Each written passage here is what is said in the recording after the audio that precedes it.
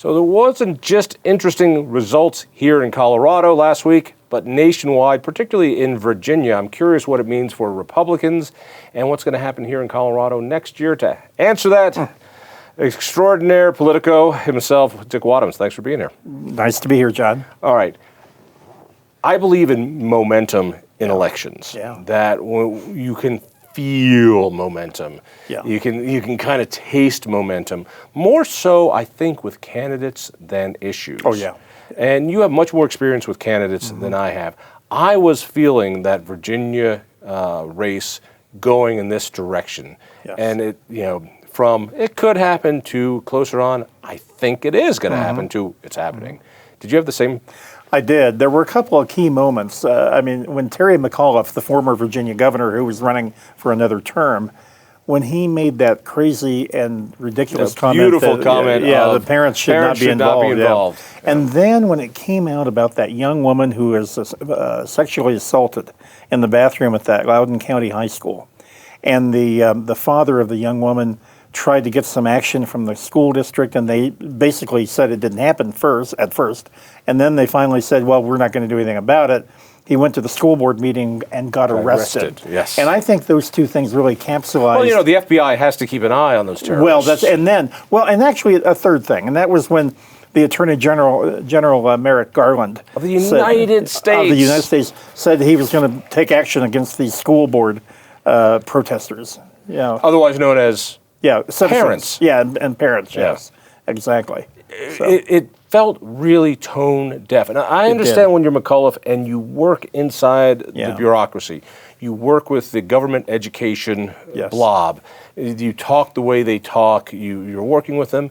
That in a moment of just talking, you're going to say parents shouldn't have anything to do with their kids' education. Right.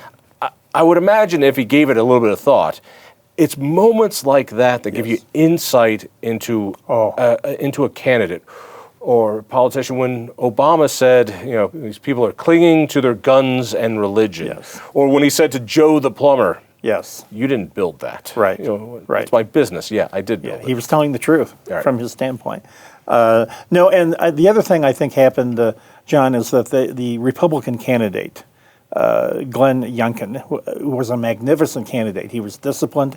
He talked about issues that mattered to the voters, especially in those northern Virginia suburbs. You and candidates. I've heard this from you for 30 years now. That you keep talking about good candidates and bad candidates. And good candidates stay on message. They do. Bad candidates don't. Stay on a relevant message and a good message, and he had one. What was it? Basically, the economy and education. And that's what he campaigned on. Because Virginia has, interestingly enough, John, Virginia has imposed so many new taxes on its citizens and its businesses that it now lags big time in terms of job creation to other states around Virginia, like North Carolina, Kentucky, Tennessee. And that was one of his issues. He said, we're not in the game anymore. And he said, we're gonna get Virginia back in the game.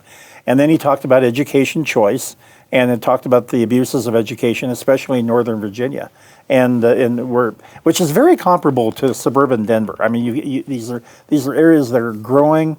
They're educated. They have voted Democratic the past several elections because they hated Trump. Doesn't that sound familiar?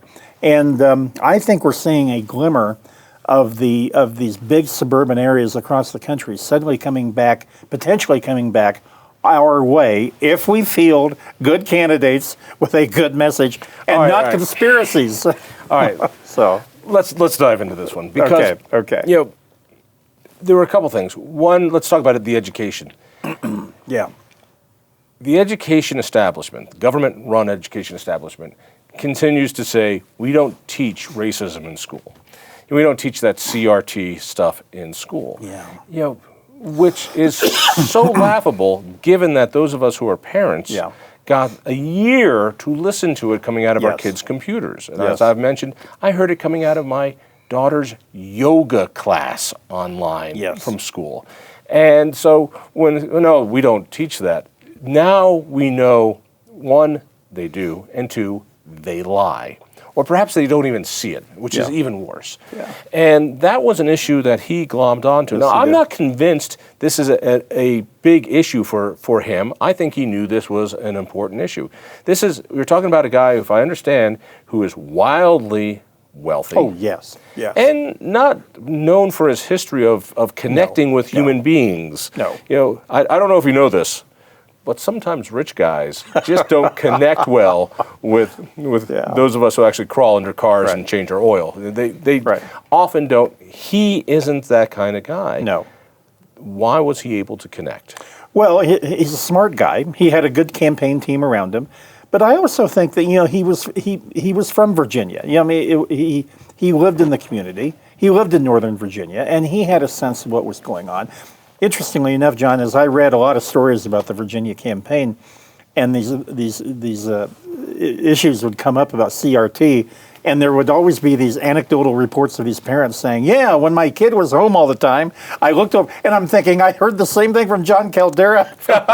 Honestly, I read that kind of anecdotal report so often over the weeks of the campaign. It really were.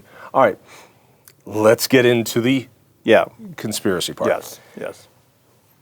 When we saw what happened in California, this was a recall that had momentum to it. Yeah, it did.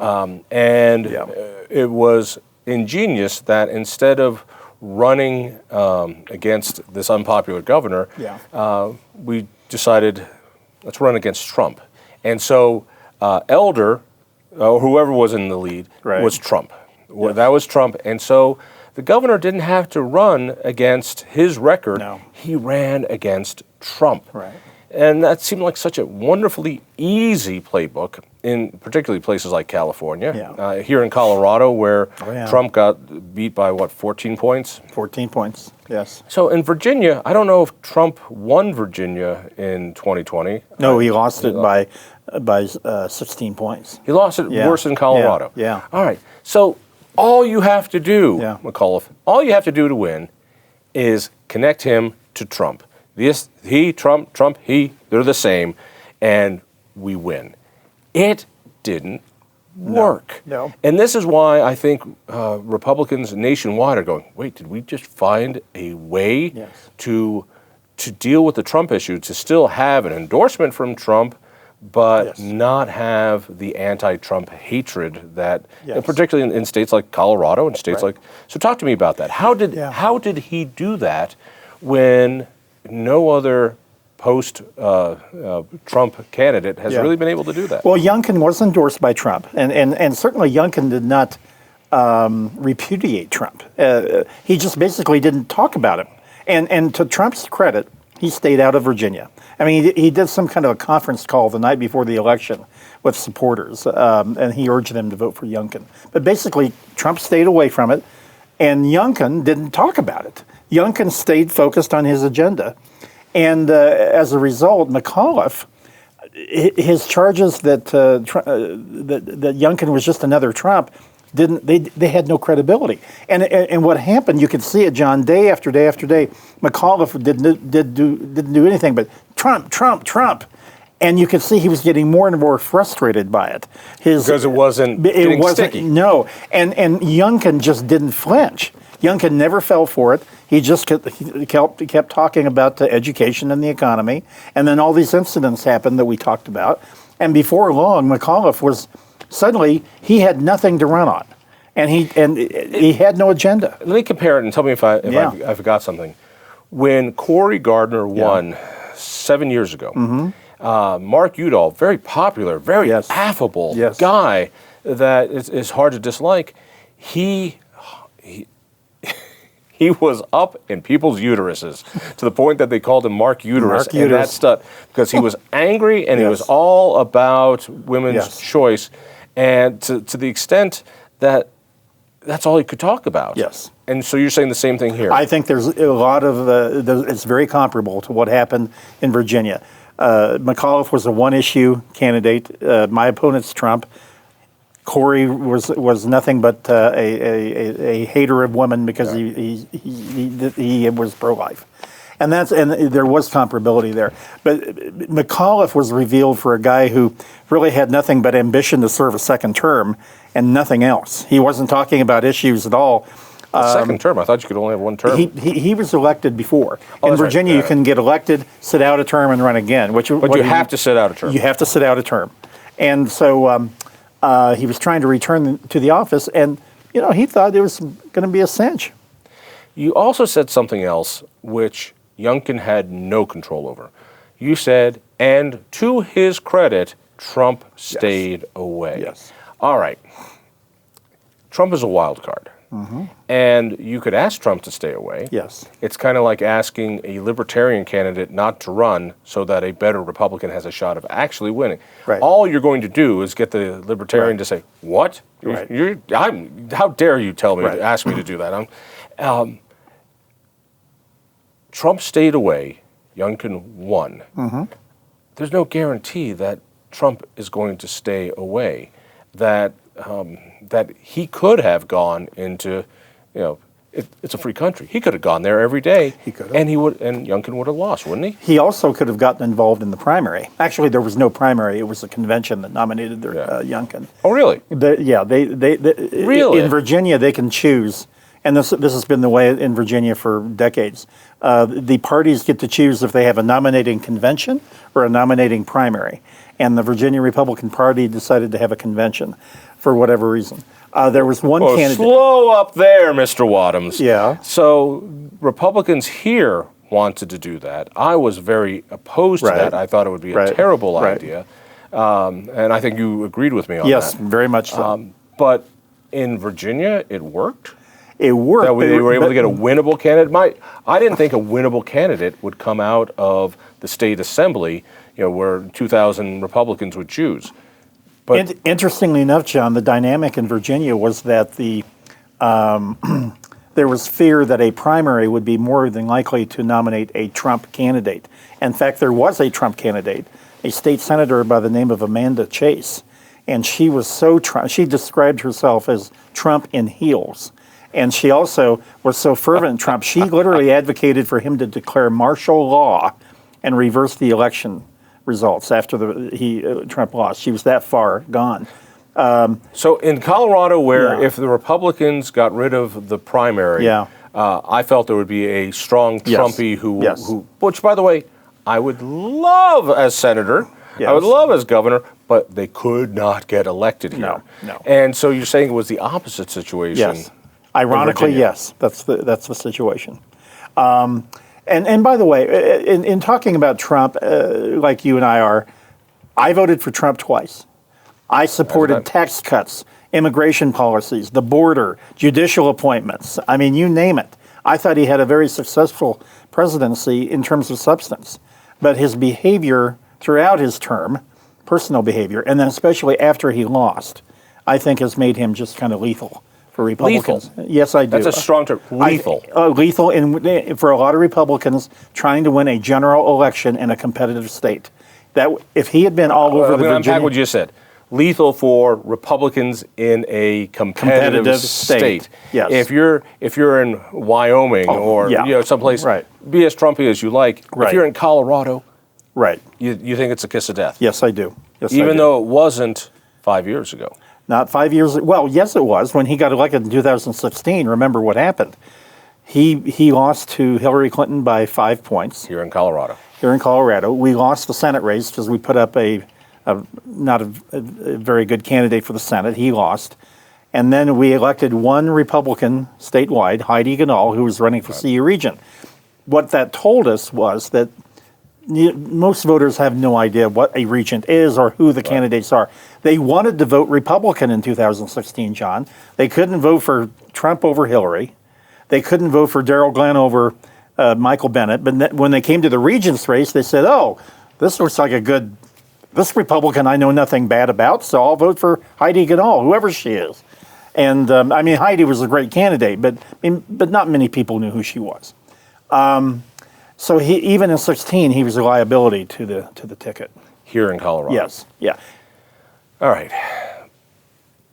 Youngkin is giving hope to Republicans nationwide. Yes. does he give you hope here in Colorado for next year? Yes. A couple of key things happened right after the election this week, John. The Cook Political Report, which is kind of the authoritative election analysis. It's a trade rag for guys like you. It is, but they're also, you go back, they really are the gold standard in terms of kind of analyzing politics. Jessica Taylor, who does Senate races, she said in her analysis this week, there was one phrase that really jumped out. The suburbs are back in play after they had gone so far to the Democratic side the last several elections. Also, Larry Sabato, who's with the Center for Politics at the University of Virginia, he does his own Senate rankings. Right.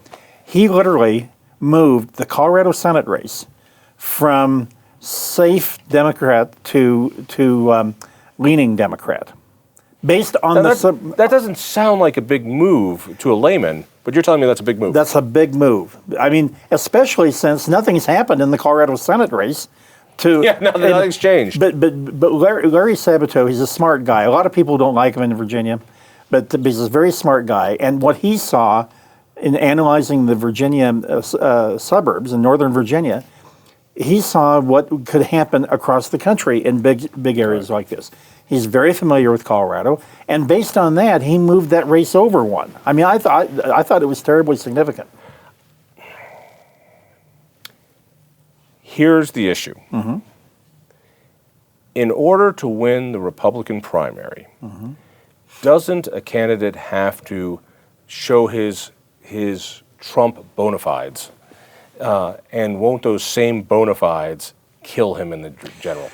Do we have just this lethal combination that let me put it simply, in order to win the general for Republicans, you got to say, yeah, the election was stolen from Trump. Yeah. You say that, and there is no way you're going to win the general. Right. Plain and simple. No doubt. Do you disagree with me on that? No, I totally agree with you. Well, let's dive in there, because people will be watching going, you're both idiots, and here's why. And it was stolen here in Colorado, was stolen here, was stolen here, stolen here. We need to relitigate this completely. Venezuela, I think, stole it too, I think. Didn't it? Yeah. And wasn't China involved too in stealing the election? I kind of lost track of the conspiracy theories. But anyway, you honestly don't believe it was stolen? No, I do not.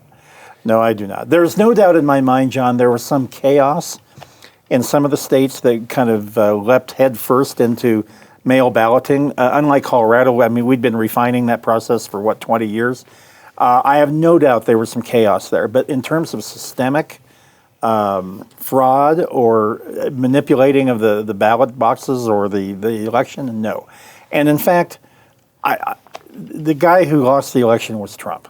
I mean, he was his own worst enemy. I mean, if he had been able to temper his behavior a little bit, he probably would have won the election. But he wasn't. But he turned off white working class men in the Midwest. He didn't do as well as he did in 2016. Now, the one area he did do better in, African Americans and Hispanics. He actually did better. The second time around. But that was more than swept away by what happened in the suburbs. All right, try this one on for size and tell me how it fits. I don't know if the election was stolen. I don't think it was. There's no question in my mind there was substantial voter fraud. I think it was more organic than it was, some big system. Just right. I don't see the big system. There's no question in places like Pennsylvania where you're just for the first time throwing these ballots out. It's just it was insane. I understand. All right. I would say something like this. It doesn't matter. No. if we have this natural need to go back, just like every fight you've had with your wife that you lost 3 weeks ago. You go, yeah, but you didn't know this at the time, and I just found out, and you want to relitigate it. And the fact of the matter is, if Republicans make the stolen election an issue, whoever agrees to that loses the general. There's no doubt in my mind. I just don't see this unless you believe that the election was also stolen here in Colorado by 16 points or 14 points. John, there are people who believe that. There are people who say there is no way that Donald Trump lost Colorado by 14 points when he only lost to Hillary by 5, and Biden was a much weaker candidate than Hillary. And it's like, well, that's an interesting way to look at it, but it doesn't make sense. I mean, what if it was true that the election was stolen? Yeah. What if it was true? Well, if here in Colorado, what if it was stolen here in Colorado? Would it change anything you're saying about? It wasn't, though. It wasn't stolen here. It just wasn't. It just wasn't. So, I guess what I'll say is, yeah, at this point, it doesn't matter. And if you want to talk about putting in election safeguards or election Right. reforms, I will Right. have that conversation. What should we do? Yeah. And by the way, John, having said all that about a stolen election, I am violently opposed. I shouldn't say violently, but I'm strongly opposed to that For the People Act the Democrats are trying Right. the nationalizing of elections. I do think that what Georgia and Texas and a couple of other states have been doing to try to tighten up the process is entirely legitimate and I think appropriate. And when Democrats talk about suppressing the vote, and that's a bunch of bunk too. What I love Yeah. is that voter ID is obviously voter suppression. Oh, but the yes. same people who say you need your ID and a vaccination card just to go into a bar, Right. that's not Exactly. suppression. It just doesn't Exactly. compute. So no, I mean the Democrats are just as bad in many ways as the conspiracy theorists in our party. All right. Back to Colorado. Yes. You've said that this has changed from a safe Democrat to lean Democrat. My suspicion is The Senate race. the Senate race. Yeah. Senate race Right. next year. My suspicion is it's only going to get better for Republicans. Doesn't mean we've got somebody who can win. I believe, I could be completely wrong, that the economic picture is not going to get better, it's going to get worse. I don't think I agree. This transitory inflation, when people start realizing it is not transitory, I mean, the price index year over year is up almost 15% Yes. when you include food. Right.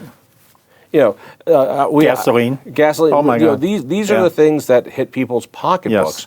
Furthermore, now that we put half the nation on the dole and nobody wants to work, Right. we could be in a position of stagflation. We could be Yes. in a situation where people don't want to work Right. and they need more money. Right. The decay of what's going on in our cities, I don't think is going to No. get much better. I don't think the safety issue is going to get bigger, and this hasn't been an issue for decades. So this is winnable. Yes. I think we have 58 candidates now running for United States Senate. I think we're at 8, but 50. 58, 58, 8, It's whatever. close. And I know many of Yeah. them. These are terrific. They are. Terrific people. They are. They're, do you see anyone who stands out as somebody goes, that person, if they win, can win it in the general? Yeah. I will say this. I know it's early Yeah. on, and you don't. Yeah. So many things can chance. Do we have? Are we going to repeat the Darrell Glenn? Well, that's the fiasco? danger, and believe me. And describe what that danger is. Well, having a big 5-way primary like we did in 2016 and have the weakest candidate emerge from that primary, that is a danger. Darrell Glenn was totally befuddled the morning after the primary. What do I do now? And he never did figure it out. He's still walking around befuddled. What should I have done? That being said, he would have made an awesome senator. I like him personally. Well, I've met him. and he had a compelling personal story. By the way, a story he never really talked about in the general election. Anyway, that is the danger. But overall, I really believe strongly in the primary process because I do think it makes it really draws out the strengths and weaknesses of all the candidates. And overall, the primary process does work in terms of the right candidate emerging. I mean, it didn't that year. Now, in the interest of full disclosure, as you recall, I was running the campaign of the guy who finished second in that 5-way. Right. So, I mean, I have a very strong view because of that. But overall, I think these 8 candidates, there are several in there that I think are very good candidates that could emerge. And I don't think the field is really completed yet. I think there could still be 2 or 3 more get in, for that matter. But are you trying to recruit me right now? John, I am. Announce your candidacy. Let's do it. Oh my God! Could you imagine? Actually, U.S. Senator would be a demotion from your perch here at the Independence Institute. Yes, Absolutely, yes. I'm not slumming it like that. Yeah. That's right. So, wrapping this up, you're saying there's reason to be optimistic, I think so. even in Colorado. Yes, I do, especially after Tuesday. I mean, I was feeling that way before Tuesday, but honestly, John, what happened in those Northern Virginia suburbs was incredible. I mean, it wasn't. People who might be listening in go, wait, yeah, it's the suburbs. I don't think they might not understand, or they might not understand that suburban women are quite often the bane of my existence. One, they won't date me, which is one problem. Second problem is when it comes to the sense of security, the sense of government nannyism, they default towards a much more nannyistic cradle-to-grave system. Right. And Republicans haven't been able to connect with them more and more so over time. And it's interesting, John, because the Republicans who have won over the last 20 or 30 years have been candidates who could connect with them. I mean, it's almost with mathematical exactness in previous elections. If a Republican can carry suburban Republican and unaffiliated women, they win the election. If they don't, they lose. I mean, it's practically that. The other thing that happened in Virginia, by the way, rural Virginia, which used to have a lot of Democrats in rural Virginia. Well, they've all been driven out of the party. Youngkin was carrying those counties, John, 85%. He even hit 90 in some of them. Now you can say, well, that's stagnant. That population is stagnant. They're small counties, but it adds up, and that was a big part of his victory too. Rural Virginia has gone so far away from Democrats. I mean, I've been reading stories this week about there are no Democrats left in rural Virginia. I mean, it's really amazing what has happened. Isn't it funny that rural America used to be a pretty Democratic stronghold? It did. Yes. And it was, I even think about guys like Roy Romer. Yes. Selling his John Deere equipment from his dealership in Holly, Colorado. Yes. Which I don't even know where Holly is exactly. I'd have to... On the Kansas border, down the Arkansas Valley. Yeah, you're smart. Got it. We all understand. I grew up in that part of the state, so I know these things. But the point being that the Democratic Party has betrayed rural America, certainly rural Colorado, and betray is not a strong enough term. No.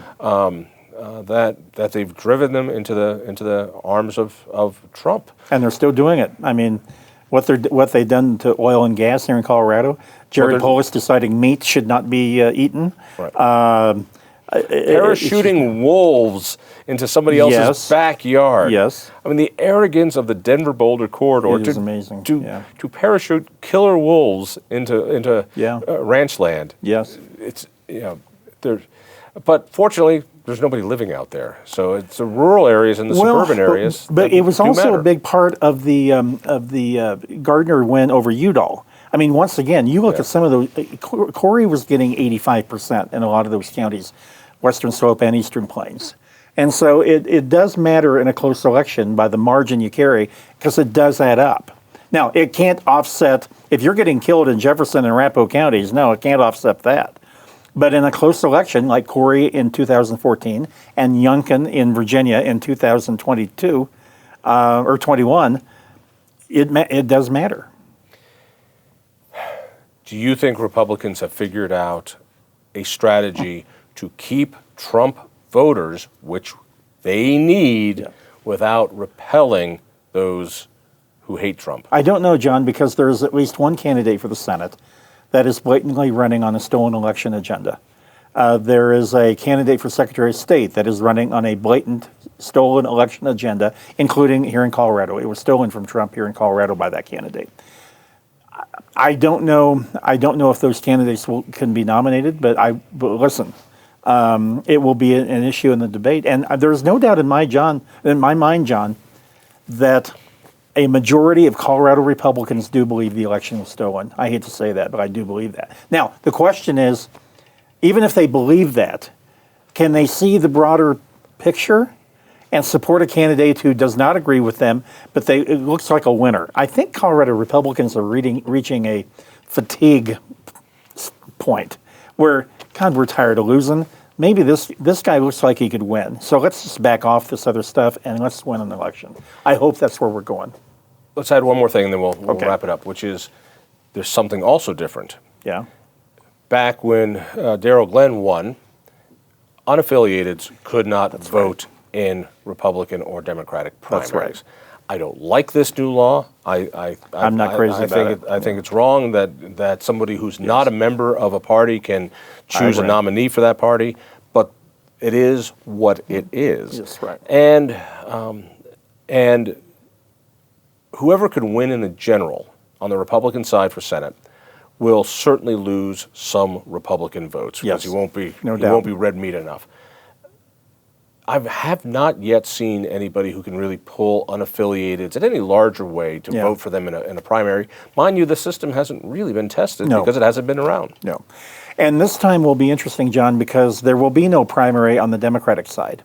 I mean, they're all incumbents. And so all the action on the primary, in the primary, will be on the Republican side, which will mean that unlike 2 years ago, when the vast majority of unaffiliated who voted in the primary voted in the Democratic primary, I think we will have the advantage. And the people who will gravitate towards us will be looking for some Republicans that, frankly, don't advocate for a stolen election. So we'll have to see if a candidate emerges that will see the bigger picture and attract the unaffiliated voters to win a general election. We'll see. Beautiful thing about holding on to these videotapes. Yeah, Actually, not on tape anymore. It's just so wrong. I But know. you get the point. I know. It's a year away. Yeah, I need some predictions. yeah, Nationwide, do Republicans take back the House? yes, Do Republicans take back the Senate? yes, yes. I do believe that. Yes. In a strong enough way? It'll be narrow in the Senate. I mean, there was some bad news today in New Hampshire that the Governor Sununu will not run for the Senate.